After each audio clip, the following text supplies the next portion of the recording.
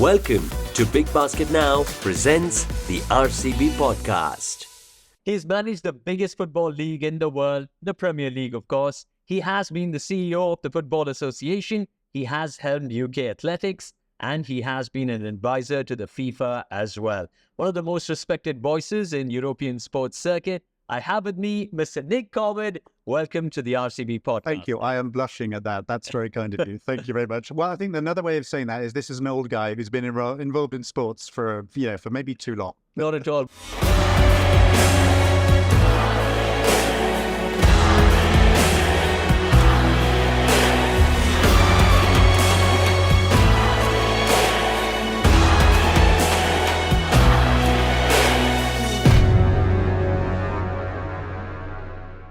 Can you tell us about your experiences with the Premier League and how that translates into athletics as well? Well, I've been involved in not just football, Football Association. I started there in '94, but actually I've been a lawyer. So just a bit of background. I was a trainee solicitor at the law firm that was working on creating the Premier League. So that's how far back I go with the Premier League, back to those earliest days. And the reason to say that is, yes, I joined full-time in 2011, 2015. I was the general secretary. But for 10 years, effectively, in the early years of the Premier League, I was at the Federation. Wow. And I think the reason to frame it that in the football sense is always an organization that understood its global reach.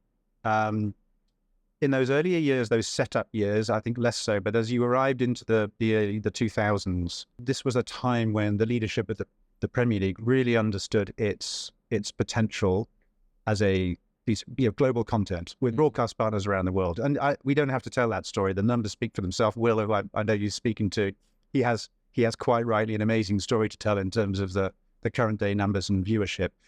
But this isn't accidental. And I think this is the key point from the Premier League story. It's understanding what you are, what you want to be, organizing yourself accordingly.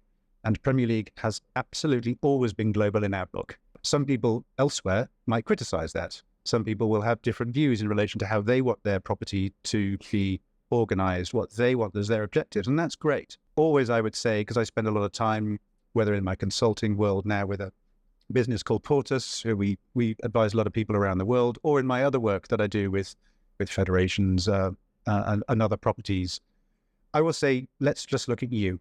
Let's understand your context. What is it that you want in your evolution as a federation or as a property or as a sports ecosystem? And I think that's the thing to take from the Premier League. Obviously operating in England with a massive football culture. So obviously I was at the Federation working alongside the Premier League, with the Football League, with others in a really complicated ecosystem. But the single most important thing was everyone understanding what their role is, holding each other accountable for it, and all delivering on it, all executing, because every single one of those organizations has a different role. Right. I think that translates into every sporting ecosystem. That simple proposition. What is it that we all want to achieve? What is it that we're all good at? Frankly, let's focus in what we're good at as individual organizations and let's go. So classically, it's great to listen to the AIFF president on the platform earlier on. You know, AIFF, we've got ISL, we've got I-League, we've got the clubs themselves, we've got the states, we've got all that going on in the football ecosystem here in India. And actually, perhaps what India is going through is still working out. This is not a criticism, because it's complicated. It's really hard working out how best to shape that system. Whose job is it to drive football through schools? What a stat that is. What is it? 153,000 schools involved in this program here. Wow, phenomenal. And to get government galvanized in the way that I think AIFF are saying now is the case, that is phenomenal. It's the kind of thing as well that if you're coming from football in England, you kind of take for granted, because that has existed for 100+ years, that kind of cultural relevance. And what that means in terms of what parents think, what schools think, what corporates think, what broadcasters think, what government thinks. When you're looking at, say, Football India, and you're looking at the complexity, the scale, all those issues, it's hard yards, but it's really impressive to see what's going on now. And I suppose I was lucky. I had a snapshot view a few years ago. You mentioned working with FIFA. Yeah. one thing I was lucky enough to do with FIFA was spend 2 or 3 weeks in India, wandering around pretty much the entire football ecosystem. That sounds a bit silly, and it is a bit, because how could anyone do that in 2 or 3 weeks? But spending a lot of time speaking to clubs, to federations, to state associations, to try to work out what would be the best roadmap for the future of top-level football in India. And that was a real privilege, a real insight. And I think one thing I can take a little bit of pride in, I certainly take a bit of quiet pride in, is looking at that report and then seeing what's happened in maybe the 5 years since, with a lot of hard work, obviously. It's easy for me. I arrive, I write a report, but hard work for a lot of people here. And you can see, I think, that coming through with the really great results in football in this country. I think that's a football story. You asked about sports. Maybe you want to get into that, because I think every sport is, as I said, every sport is different. Every context is different. But if you look at, say, athletics, great to, what a start to a session to have someone as phenomenal as Niraj and his gold medal, and how he is, and the story he's telling as an inspirational story. I mean, obviously, athletics, it's hugely different to cricket, football, whatever we want to talk about. बस यही बोलना है, यही तुम्हारा add? Yeah, that's it. सही है यार. Now delivering in 10 minutes.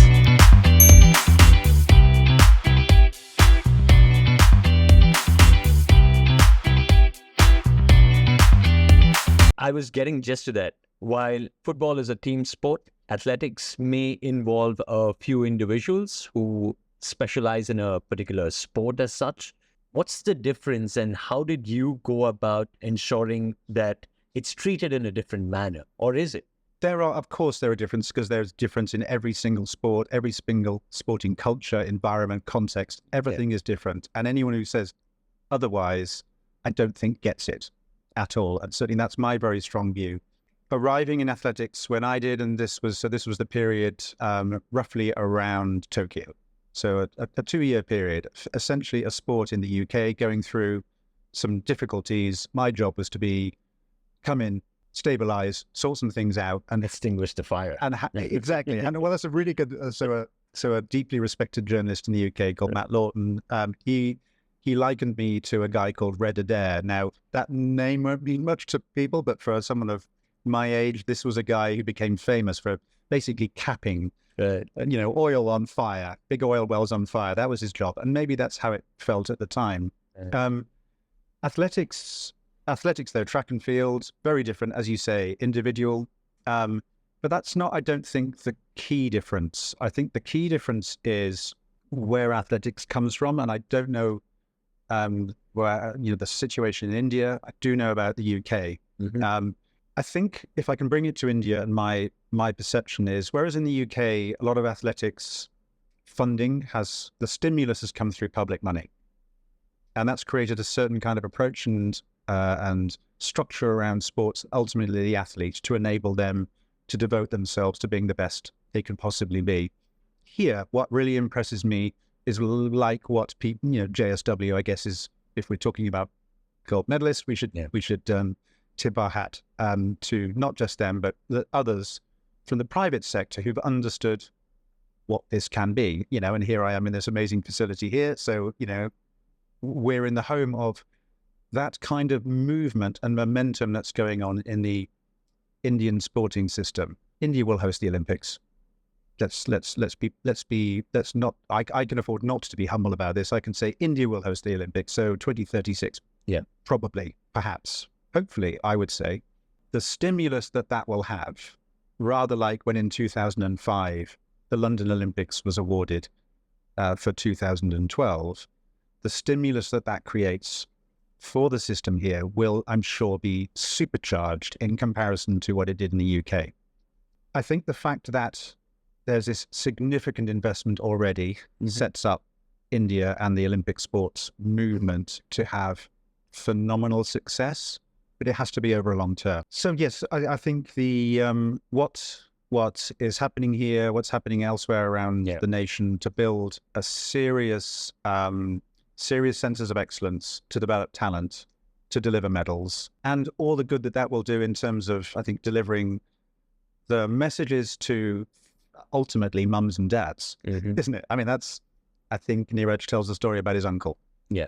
But, so family, communities, in his case, the village, saying, like, we want you to do this. Yeah. The signal from government through ultimately to parents and all the institutions in between, supported by the private sector, or perhaps where the heavy lifting is done by the private sector, that's going to deliver results. And I think the UK story and other similar stories around the world is a template which India, for instance, can look at and think, well, it already has done, frankly, and say, okay, that's what you can achieve by effectively creating the environment, investing in the talent, the coaches as well. Yeah, let's actually talk about that, because coaching it's overlooked, it's underappreciated, I think, in terms of capacity building in a system. I hope India is recognizing that. It's not an area of the sports system here that I understand. Right. But I really hope attention is being taken that, because it's the coaches that will really enable the talent to find their way. And when I say coaches, I mean everything around them. Yeah, all the nutritionists, the masseurs, the whole range of the whole ecosystem that a medalist needs in order to really achieve on the global scale. I was just about to get to that. बस यही बोलना है, यही तुम्हारा add? Yeah, that's it. सही है यार. Now delivering in 10 minutes.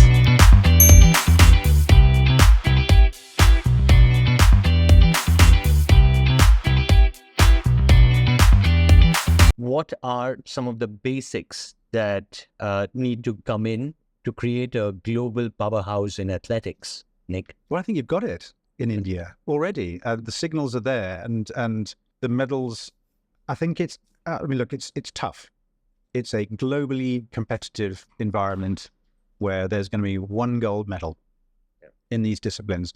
And actually, if I step away from that, I sometimes ask, as the Olympic movement thinks about itself, and then let's focus on athletics, I wonder if there's enough change going on in athletics in order to enable more people to see a future in athletic participation. What do I mean by that? Mm-hmm. As an example, whether the javelin needs to be just one gold for whoever you are, wherever you look like, male and female, or rather like in, I don't know, weightlifting or judo or others, there's weight differentiations. Yeah. I often ask this question, whether in the high jump, for instance, should there really be only one medal for someone who happens to be, 2 meters, the genetics have delivered up a certain kind of person who is highly likely to be a high jumper?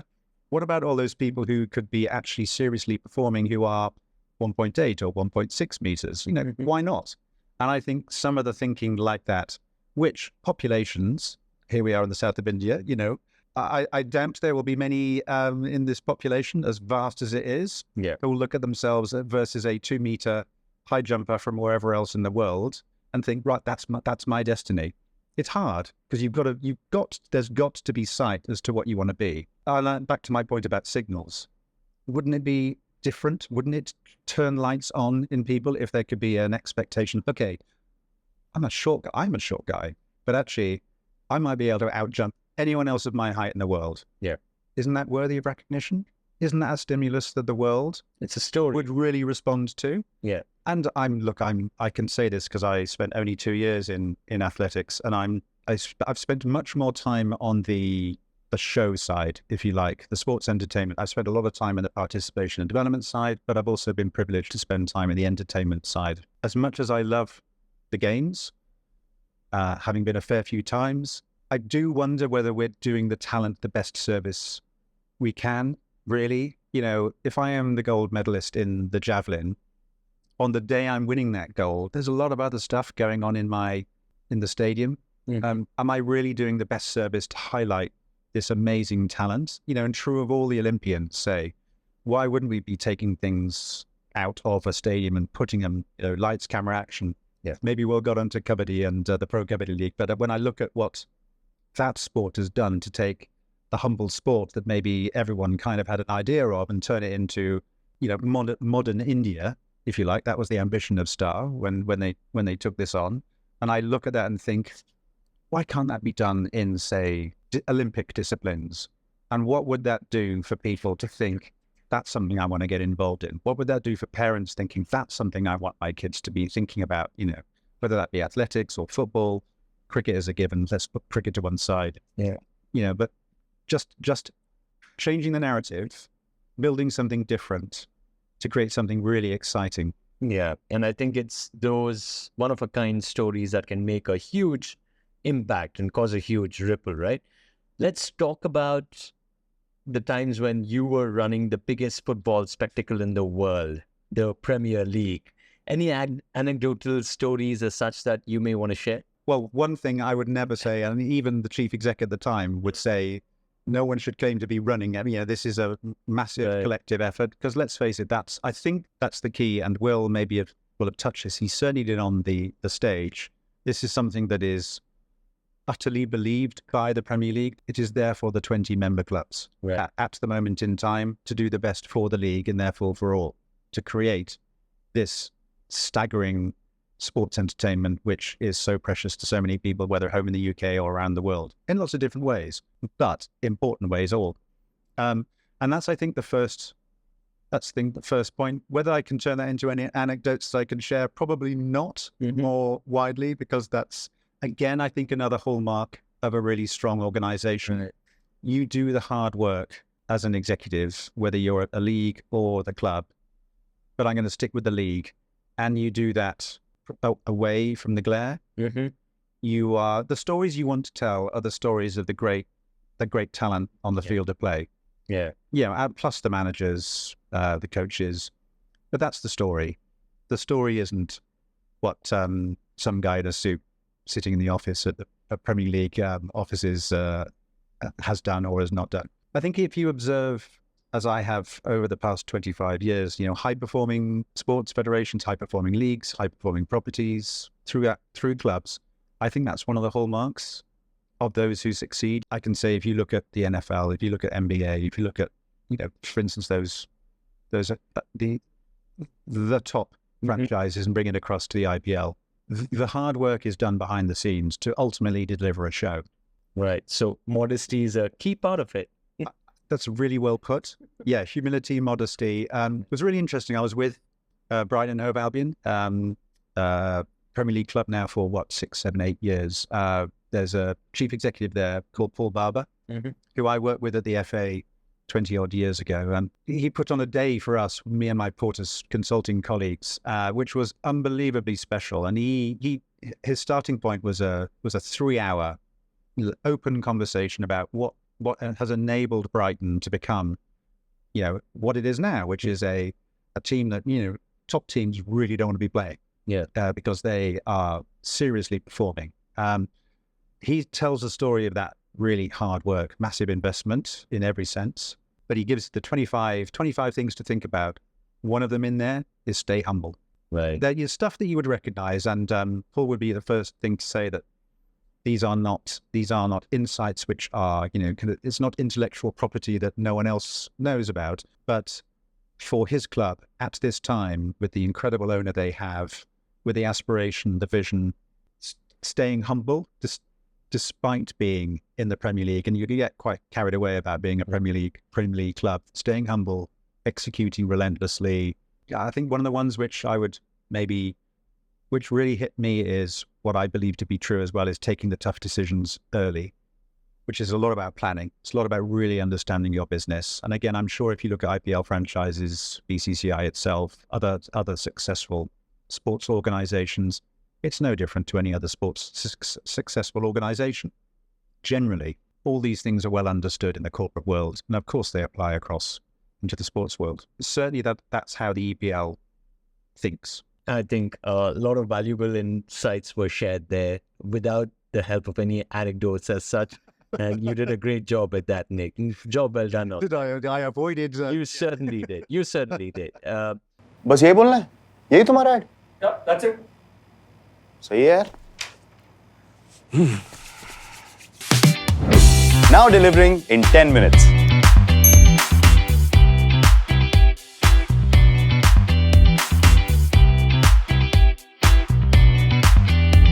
Carrying on the conversation, India as a unit is keen on the 2036 Olympics. Hopefully we get to host it. A lot of eyes are on the athletes that are up and coming and seeing how they're going to perform as well.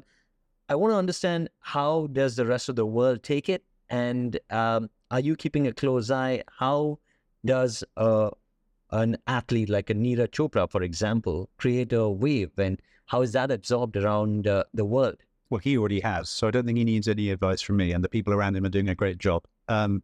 India hosting the Olympics, as I say, you can see this as a moment, but I would, and I'm sure everyone involved will not see it. Okay, it's a great show, and for the nation to have that moment, a celebratory party, if you like, for the weeks of hosting the games, that'll be tremendous. So let's just put that to one side. But I think what we're talking about is what that means for, as was said right at the front of the your ultimate boss put it very well, I think, on the stage right at the start. What can sport do for India? What can India do for sport? I think that's a really nice framing for it. And if you think about the Olympics and back to this work, the stimulus that creates for government, private sector, society to think, okay, how are we going to organize ourselves? Yes, to win medals, but not every athlete is going to win a medal. And that's for the public, not necessarily the outcome we want. What we want is people to be thinking about sport, physical activity, participation, or we don't, you and I don't have to go through the good that comes out of sport. It's completely well understood. If the games can create that, and ultimately that live in Indian society, organization, the way people think for the next 20, 50, 100 years, forever, wow, what an achievement that would be. People use the word legacy. I'm only saying it so I can then say I won't say it, because I think it overly emphasizes that there needs to be almost kind of a plan for after. No, actually, the real plan starts, and it's happening now. And I think India is preparing with every expectation that this will happen as one moment amongst many that can create this transformational impact that sport can create. And any boxes that need to be ticked as such? Hundreds, thousands, tens of thousands. Why do I say that? Again, one of the things I was privileged to be part of in my Premier League time was taking the incredible vision of the elite player performance plan, the kind of the new development program, from a lot of hard work had gone into this is the vision, this is what we all believe, this is how this is the framework, and turn that into reality, implement that. One of the aspects of that was for me, for the first time really, to spend time with seriously inspirational characters who are developers, who are people who understand development, obviously from a sporting perspective, but in its in the totality of helping an individual be the best they can be with a sporting lens, but educationally, psychologically, and so on. In order to do that, we put together a big program of things which showed a club what it was that we felt, having had a dialogue with them, reflected what an elite environment was. Wow, was that big? And so that was, if I'm taking your challenge as being tick boxes, which I think anyone in this world would probably say, not sure about tick boxes, that's not the right approach. But to go with that line of thinking, massive matrix of things that if you are running an elite environment worthy of that name, all the things you should be thinking about. And there are a lot of things. And I think that's what I'm sure will be going on across the entire Indian ecosystem. So I'm again have a lot of honored to be involved in a lot of sports in a lot of countries, whether that be the transfer impact that sport can create in Saudi Arabia right now, or at another end of the spectrum, I'm looking at a small Caribbean island, and all points in between. The same principles apply, but back to my point, the context is different. So if I'm looking at, say, a small football ecosystem that wants to make a progression in relation to its development of players for clearly understood and stated objectives, what that looks like is very similar to the elite player performance plan and the academy environment at say Manchester City, but clearly not on the same scale. So you're having to rethink all those same principles. What is it about? I come back to what we talked about earlier, coaching. environment, support, facility. Yes, of course, all that. Contact time.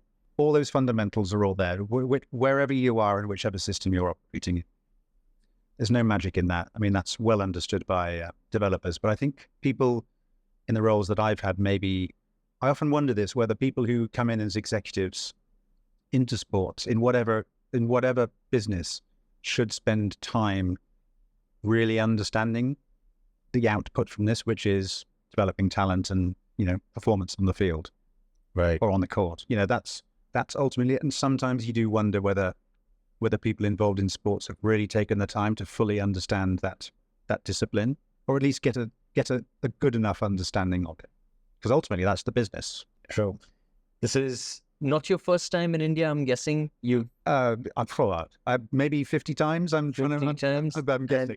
The first time, of course, as part of the Leaders India Meet. Talk to us about your experience, Leaders in Sport and RCB Innovation Lab, putting this event together. What was your time like, and how did you enjoy the summit and the overall vibe so far? I've been to Bengaluru before, but it was for a PKL, and it's one of those ones where I think I was probably here for 24 hours. So I would never say I've been here to the city before, but I have now lucky enough to spend time yesterday with a former colleague at Star, who's from the city. So he took me around some of his old haunts, and that was great to get a feel for the city. So great to be here. It's obviously a sporting city. Mm-hmm. Here we are in this amazing facility, and RCB clearly doing great things. Bengaluru FC, great to see people I know from the JSW team, who have done amazing things, I think, with the football team, and we've got the Bulls in the PKL. So great to be here.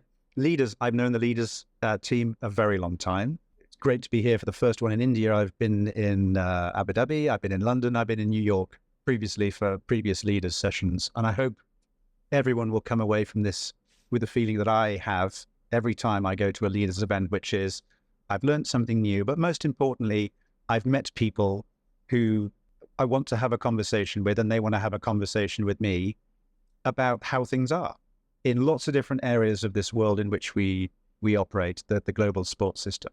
So yeah, it always delivers. It's always fun. And I love coming back. Well, we are having this exchange of thoughts. That's exactly what we wanted to achieve through the RCB podcast. Nic Coward, thank you so very much for spending time with us. That's great. And we look forward for plenty more interactions. No, I'd love to. Thank you. Big Basket Now presents the RCB podcast.